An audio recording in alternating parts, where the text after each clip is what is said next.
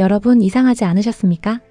같은 시기 같은 핵이라는 단어가 나왔는데 미국의 반응은 완전히 달랐습니다. 일본에서 핵무기를 가져야 한다는 말이 나오자 미국은 공개적으로 선을 그었습니다.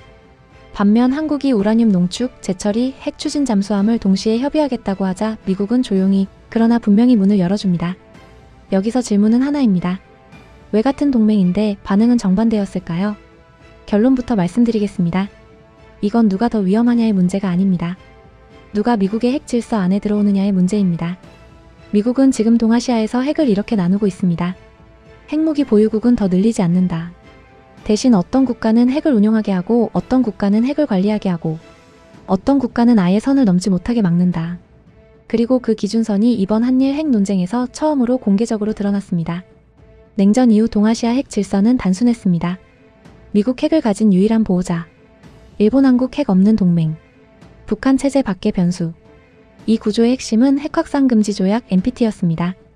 NPT 체제에서 공식 핵 보유국은 단 5개국, 미국, 러시아, 중국, 영국, 프랑스. 일본과 한국은 핵 기술은 있어도 선은 넘지 않는 국가로 관리됐습니다. 특히 일본은 히로시마 나가사키 이후 비핵 3원칙이라는 상징을 갖게 됩니다. 핵을 갖지도 만들지도 들이지도 않는다. 이 원칙은 일본 안보 정책의 도덕적 기반이자 미국이 일본을 신뢰하는 전제였습니다. 하지만 이 질서는 2010년대 후반부터 흔들리기 시작합니다. 북한의 ICBM 실험, 중국의 핵탄두 급증, 러시아의 전술핵 재등장. 미국 국방부 자료에 따르면 중국의 핵탄두 수는 2020년 약 200기, 2030년 1000기로 급증할 것으로 평가됐습니다. 이 시점부터 미국의 고민이 시작됩니다. 우리가 모든 핵 억지를 직접 감당할 수 있는가? 여기서 한국이 조용히 방향을 바꿉니다. 핵무기를 달라고 하지 않습니다. 대신 이렇게 말합니다. 민간 우라늄 농축, 사용 후 핵 연료 재처리, 핵 추진 잠수함. 이 세 가지는 모두 핵무기가 아니지만 핵을 다루는 능력의 핵심입니다. 그리고 결정적으로 한국은 이 요구를 미국 법과 협정안에서 제기합니다. 이게 왜 중요하냐면요. 미국 원자력법 제91조, 즉 대통령 권한으로 군사용 핵물질 이전을 예외 허용할 수 있는 조항을 정면으로 활용한 겁니다. 반면 일본은 전혀 다른 방식으로 움직였습니다. 총리실 측근, 방위상, 고위 관료들이 각각 따로 그러나 반복해서 말합니다. 핵무기를 보유해야 한다. 모든 선택지를 배제하지 않는다. 이 순간 미국은 바로 반응합니다. 일본은 핵 비확산의 세계적 리더다. 이 말은 칭찬이 아닙니다. 외교 언어로 번역하면 그 선은 넘지 마라입니다. 잠깐 여기서 짚고 넘어가야 할 게 있습니다. 많은 사람들이 이렇게 말합니다. 일본도 위협받고 있는데 핵 이야기 좀 할 수도 있는 거 아니냐. 그런데 문제는 일본은 핵 이야기를 하면 안 되는 나라라는 데 있습니다. 이건 감정의 문제가 아닙니다. 국제 질서의 구조 문제입니다. 일본은 세계에서 유일한 전쟁 피폭국입니다. 이 상징성 때문에 일본은 오랫동안 핵 비확산 체제의 얼굴로 쓰여왔습니다. 실제로 일본은 NPT 체제 안에서 가장 많은 민간 핵시설을 가진 나라 중 하나입니다. 플루토늄 보유량 약 45톤, 이론상 핵탄두 수천 기 제조 가능. 그런데도 일본이 지금까지 문제되지 않았던 이유는 단 하나입니다. 우리는 절대 핵무기를 갖지 않는다는 정치적 약속, 즉 비핵 3원칙 때문입니다. 미국 입장에서 일본은 이런 존재입니다. 핵 기술은 이미 완성, 산업 재정 인력 모두 준비됨, 선언만 하면 바로 핵무장 가능. 이 말은 곧 일본의 말 한마디가 질서를 흔든다는 뜻입니다. 그래서 미국은 일본 핵무장론이 나오는 순간 바로 공식 메시지를 냅니다. 일본은 핵 비확산의 세계적 리더다. 미국의 핵 억지력이 일본을 보호한다. 이건 달래기가 아닙니다. 공개 경고입니다. 미국 외교 전문지 포린 어페어스는 과거 일본 핵무장 가능성을 이렇게 표현했습니다.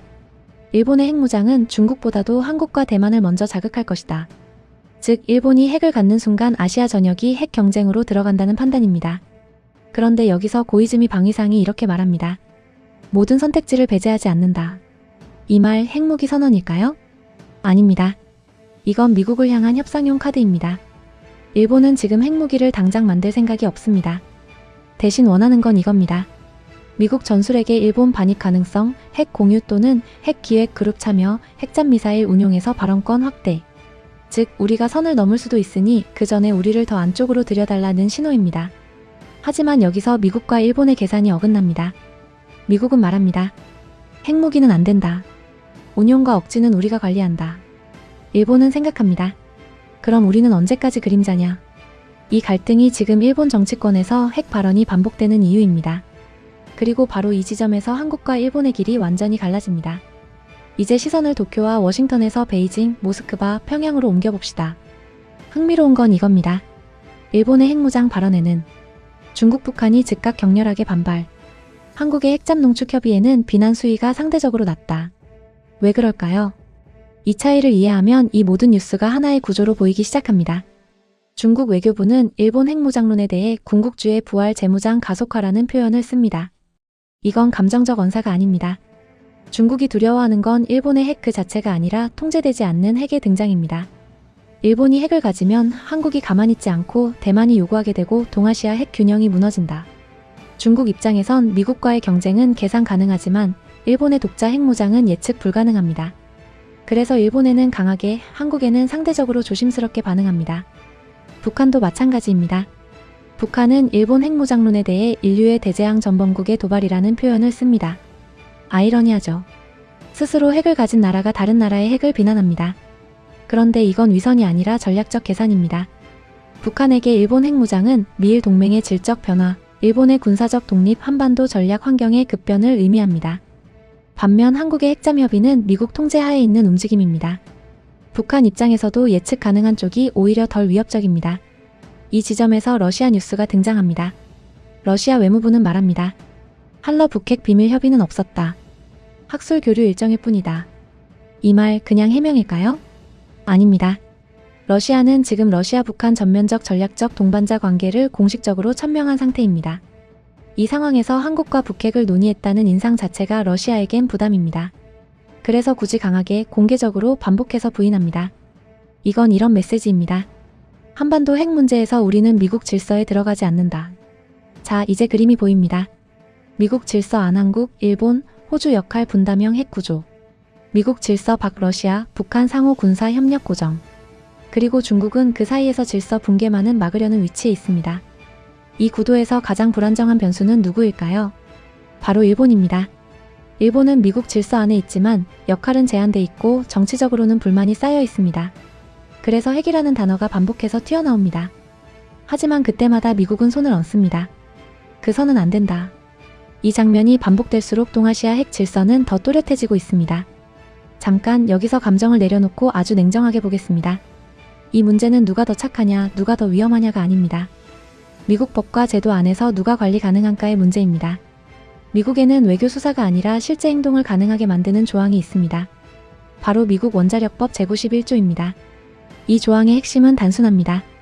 원칙적으로 군사용 핵물질 이전은 금지, 단, 미국 대통령이 국가안보상 필요하다고 판단하면 예외 허용 가능. 이 조항은 호주 핵잠협력, 즉 오커스의 법적 근거이기도 합니다. 그리고 이번에 한국 핵잠 논의가 가능해진 유일한 통로이기도 합니다. 중요한 건 이겁니다. 이 조항은 핵무기 이전이 아니라 핵연료에 관리된 이전만 허용합니다. 즉 핵탄두 X 연료 운용 5. 그렇다면 미국은 어떤 나라에 이 예외를 허용할까요? 조건은 세 가지입니다.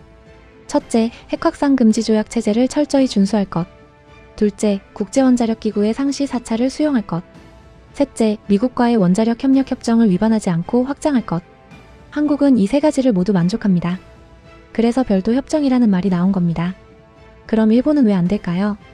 기술이 부족해서? 아닙니다. 돈이 없어서? 더 아닙니다. 일본이 안 되는 이유는 단 하나입니다. 일본은 핵무기라는 단어를 직접 꺼냈기 때문입니다.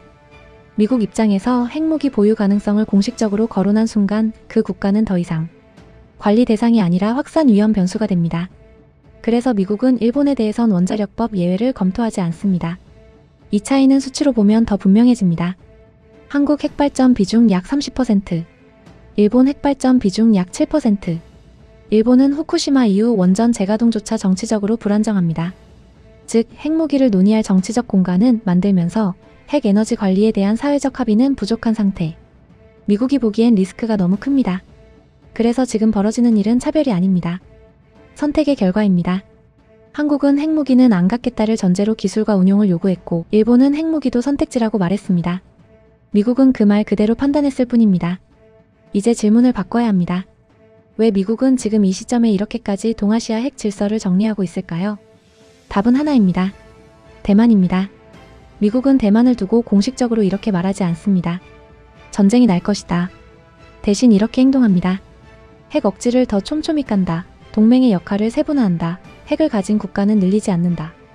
왜냐하면 대만 유사시의 핵심은 누가 핵을 쏘느냐가 아니라 누가 핵을 쥐고 침묵하느냐이기 때문입니다. 미국은 핵 결정권을 절대 분산시키지 않습니다. 그래서 일본의 핵무장은 절대 허용할 수 없습니다. 미국이 가장 두려워하는 시나리오는 이겁니다. 일본 핵무장, 한국 요구, 대만 요구, 사우디, 이란 연쇄 반응. 이 순간 미국은 핵 질서의 관리자에서 핵 확산의 방관자가 됩니다. 그래서 미국은 다른 방식을 택합니다. 핵무기는 미국이 독점한다. 대신 한국엔 지속 억지력을, 일본엔 작전 플랫폼을, 호주엔 공동 운용을 준다. 핵을 나누지 않고 역할을 나누는 구조입니다. 이 구조 안에서 한국의 자리는 분명해집니다. 한국은 핵무기를 갖지 않지만 핵을 다룰 줄 아는 나라, 핵 억지의 한 축을 책임지는 나라. 이건 중간 단계가 아닙니다. 종착역에 가까운 위치입니다. 그래서 미국은 한국을 막지 않았고 조용히 제도 안으로 들였습니다. 여기서 많은 사람들이 말합니다. 그래도 핵무기가 없잖아. 그런데 핵 질서에서 중요한 건 버튼이 아닙니다. 누가 구조를 설계하느냐입니다. 그리고 지금 그 설계도 안에 한국이 들어와 있습니다. 정리하겠습니다. 일본은 핵을 말했고 막혔습니다. 한국은 핵을 말하지 않았고 들어왔습니다. 러시아는 질서 밖에 남았습니다. 미국은 질서를 재설계하고 있습니다. 이 차이가 지금 동아시아의 현실입니다. 세계가 변했고 그 변화 속에서 한국이 필요한 위치에 있었던 것입니다. K-아우라와 함께라면 세계는 단순히 뉴스가 아니라 구조로 보입니다. 여러분의 의견은 어떠신가요? 자유롭게 댓글로 남겨주세요.